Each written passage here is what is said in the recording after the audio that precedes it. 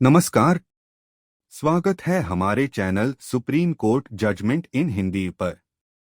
यहाँ हम supreme court के महत्वपूर्ण फैसलों को आसान हिंदी भाषा में समझाते हैं ताकि आप इन्हें आसानी से समझ सकें और सुप्रीम कोर्ट के निर्णयों से हमेशा अपडेट रह सकें। जुड़े हमारे साथ और हर दिन नए फैसलों की जानकारी पाएं। धन्यवाद। क्या आप किसी कानूनी समस्या से जूझ रहे हैं? आपकी कानूनी जरूरतों को समझना और सही समाधान प्रदान करना हमारा लक्ष्य है। अगर आपको किसी भी प्रकार की कानूनी सहायता चाहिए तो आप हमसे व्हाट्सएप के माध्यम से जुड़ सकते हैं। हमारा नंबर है 7568890985। कृपया ध्यान दें, इस नंबर पर कॉल न करें, केवल व्हाट्सएप संदेश भेजें। हम आपकी हर संभव मदद करेंगे और आपके कानूनी मामलों का समाधान दिलाने के लिए हमेशा तैयार हैं। तो देरी न करें, आज ही संपर्क करें। धन्यवाद। नमस्कार दोस्तों, आज हम एक बेहद दिलचस्प सुप्रीम कोर्ट के फैसले की चर्चा करेंगे। राजीव गुप्ता एंड अदर्स बनाम प्रशांत गर्ग एंड अदर्स का केस, जो 23 अप्रैल 2025 को सुप्रीम कोर्ट ने तय किया था। ये फैसला प्रॉपर्टी के विवाद, वसीयत, विल, दस्तावेजों के प्रूफ और लिमिटेशन एक्ट के प्रावधानों से जुड़ा है। तो अगर आप भी प्रॉपर्टी मामलों में दिलचस्पी रखते हैं या वसीयत से जुड़ा कोई केस लड़ रहे हैं, तो ये वीडियो आपके लिए बेहद महत्वपूर्ण है। वीडियो को अंत तक जरूर देखें, क्योंकि आखिर में हम बताएंगे कि इस जजमेंट को आप अपने केस में कैसे इस्तेमाल कर सकते हैं। Short facts of the case, case की छोटी सी कहानी। चलिए सबसे पहले जानते हैं इस केस की छोटी सी कहानी। डॉक्टर बाबूराम गर्ग ने 1951 में एक वसीयत, विल, बनाई थी, जिसमें अपनी संपत्ति यानी मकान नंबर 49/1 नई मंडी, मुजफ्फरनगर, अपने 2 बेटों को दी थी। तीसरे बेटे रमेश चंद्र को सिर्फ फार्मेसी का बिजनेस और 5,000 रुपए दिए गए थे। बाद में 1992 में रमेश चंद्र ने उसी संपत्ति के कुछ हिस्से राजीव गुप्ता और अन्य अपेलेंट्स को बेच दिए। इसके बाद सालों तक पारिवारिक झगड़े और मुकदमे चलते रहे। अंततः 2003 में डॉक्टर करमचंद्र के बेटे ने अदालत में मुकदमा दायर किया कि रमेश चंद्र के पास संपत्ति बेचने का कोई अधिकार नहीं था और बिक्री रद्द होनी चाहिए। अब देखते हैं कि इस केस में किन धाराओं और कानूनों का इस्तेमाल हुआ। चार्जेस एंड सेक्शंस अप्लाइड, आरोप और लागू कानून। दोस्तों, इस केस में कोई फौजदारी मामला नहीं था, यानी कोई क्रिमिनल चार्ज नहीं था। ये एक सिविल केस था और इसमें निम्नलिखित प्रावधान लागू हुए। Code of civil procedure 1908, CPC order 6 rule 17, order 23 rule 3, section 96 और section 100। Transfer of property act 1882, section 41 ostensible ownership और section 52 lis pendens. Evidence act 1872, sections 58, 68, 90 Uttar Pradesh संशोधन।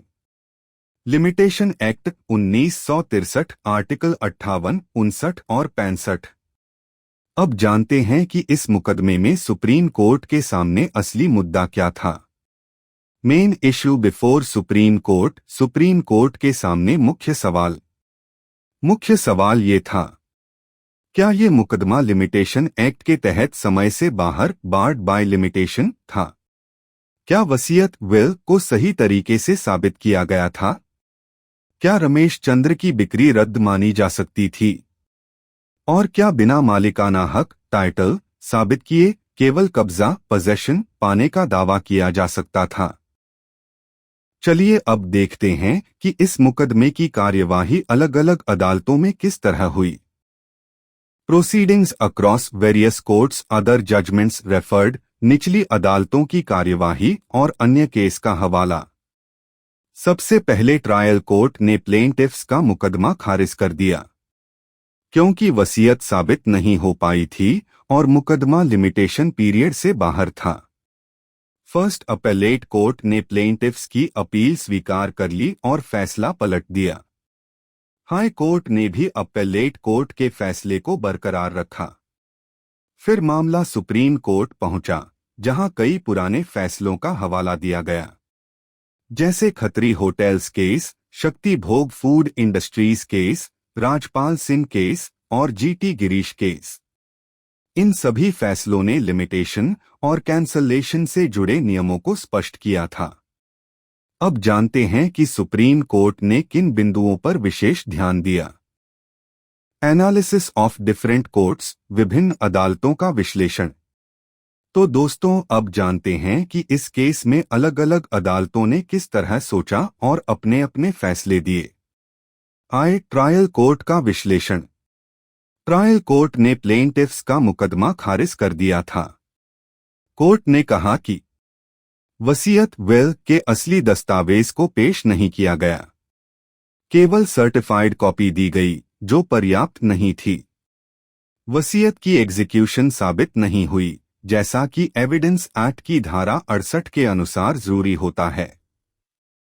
मुकदमा लिमिटेशन के दायरे से बाहर था, क्योंकि 1992 में कब्जा छिना था और मुकदमा 2003 में दाखिल किया गया था, 11 साल बाद। सेक्शन 41 ऑस्टेंसिबल ओनरशिप के तहत खरीदारों को सुरक्षा मिली थी। इसलिए ट्रायल कोर्ट ने कहा कि प्लेंटिफ्स का मालिकाना हक सिद्ध नहीं हुआ और मुकदमा समय से बाहर था। 2. फर्स्ट अपेलेट कोर्ट का विश्लेषण। अपेलेट कोर्ट ने ट्रायल कोर्ट का फैसला पलट दिया। कोर्ट ने कहा, परिवार में वसीयत स्वीकार की गई थी, इसलिए अब इसे साबित करने की आवश्यकता नहीं थी। मुकदमा केवल कब्जा पाने के लिए था, इसलिए आर्टिकल 65 12 साल की लिमिटेशन लागू होगा, न कि article 59। Sale deeds lis pendens के नियम का उल्लंघन करके बनाई गई थीं, इसलिए वॉइड थीं।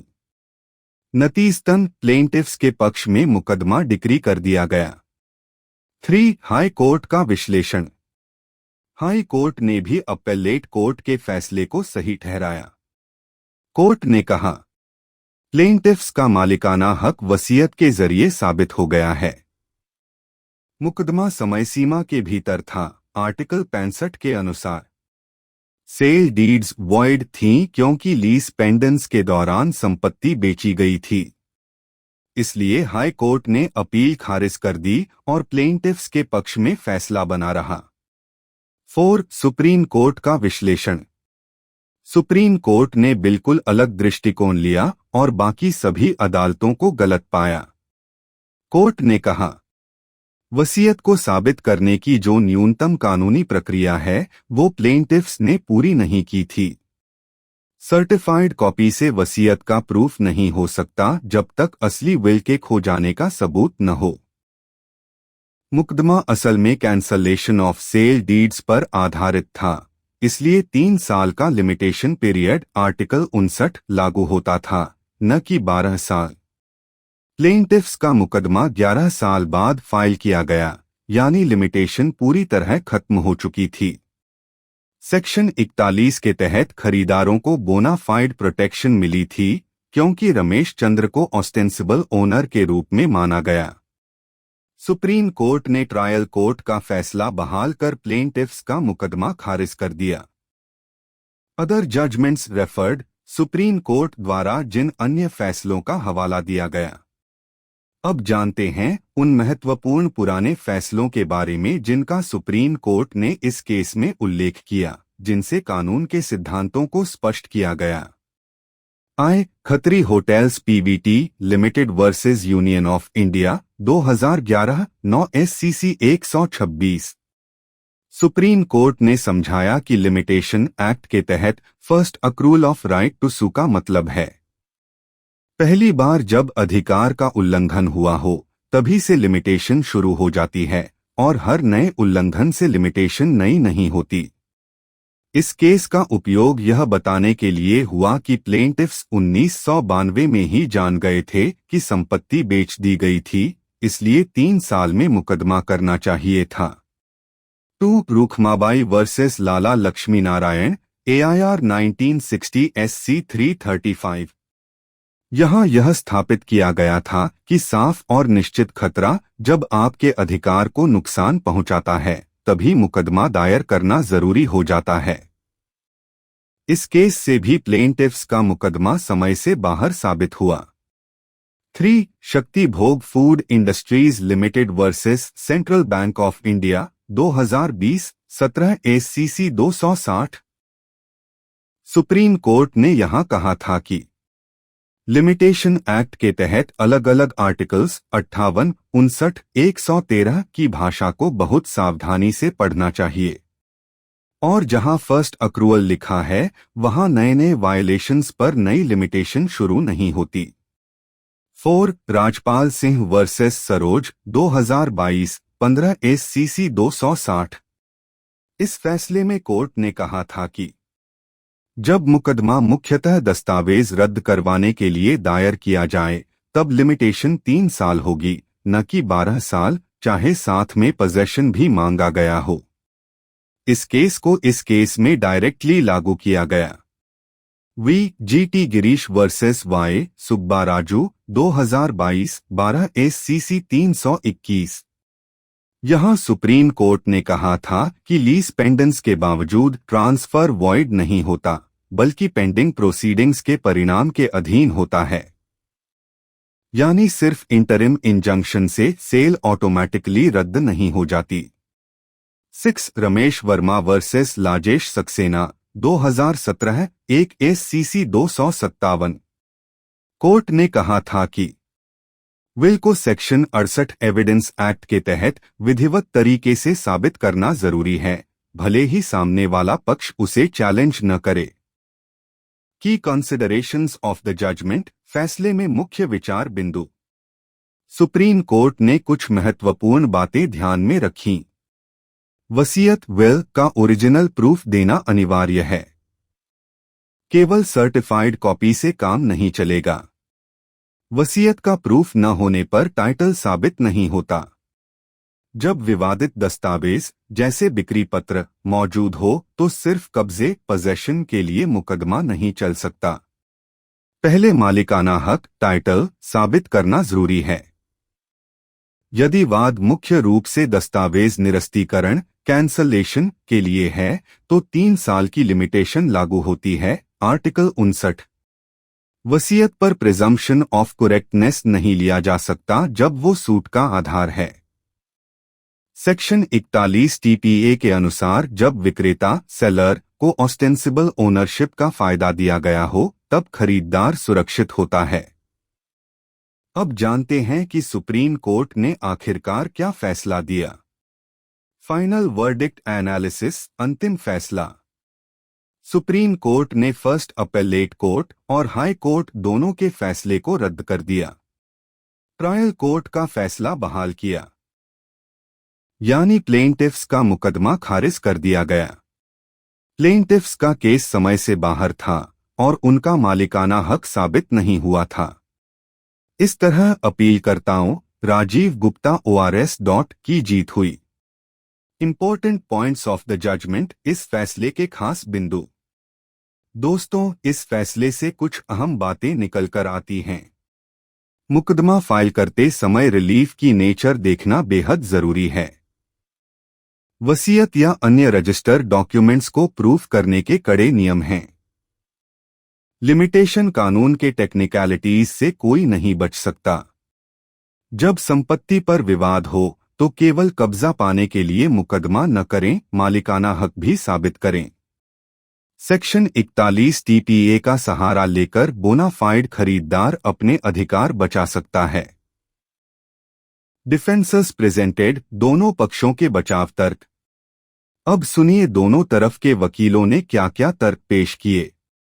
अपीलकर्ताओं राजीव गुप्ता ORS. का बचाव। वसीयत प्रूफ नहीं हुई, लिमिटेशन पीरियड निकल चुका था। विक्रेता रमेश चंद्र को ऑस्टेंसिबल ओनर माना गया था। लीज पेंडेंस लागू नहीं था क्योंकि मुकदमा आपसी समझौते से निपटा था। उत्तरदाताओं प्रशांत गर्ग ORS. का बचाव। वसीयत परिवार में पहले से स्वीकृत थी। डिक्री पत्र लीज पेंडेंस के दौरान बना था, इसलिए वॉइड है। मुख्य राहत कब्जे की थी, इसलिए 12 साल की लिमिटेशन लागू होती है। लेकिन अंत में सुप्रीम कोर्ट ने अपीलकर्ताओं के तर्कों को मजबूत पाया। How this judgment can be used in future, भविष्य में इस फैसले का उपयोग कैसे करें। तो दोस्तों, इस फैसले से हम सीख सकते हैं।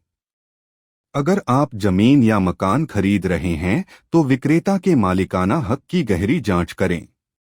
अगर आपके पास पुराने दस्तावेज हैं तो उनका ओरिजिनल जरूर सुरक्षित रखें। लिमिटेशन कानून को कभी हल्के में ना लें। जब संपत्ति पर विवाद हो तो केवल कब्जे का नहीं बल्कि मालिकाना हक का भी दावा करें। यह जजमेंट खास तौर पर उन लोगों के लिए मददगार है जो प्रॉपर्टी के पुराने बंटवारे, वसीयतों और कब्जे के विवादों में उलझे हैं। अगर आपको हमारा कंटेंट पसंद आ रहा है और आप भी रोजाना सुप्रीम कोर्ट के नए फैसलों से अपडेट रहना चाहते हैं तो कृपया हमारे चैनल को लाइक करें, सब्सक्राइब करें और बेल आइकन भी दबाएं ताकि आपको हर नए वीडियो का नोटिफिकेशन मिल सके। आपके सपोर्ट से हमें और बेहतर कंटेंट बनाने की प्रेरणा मिलती है। धन्यवाद।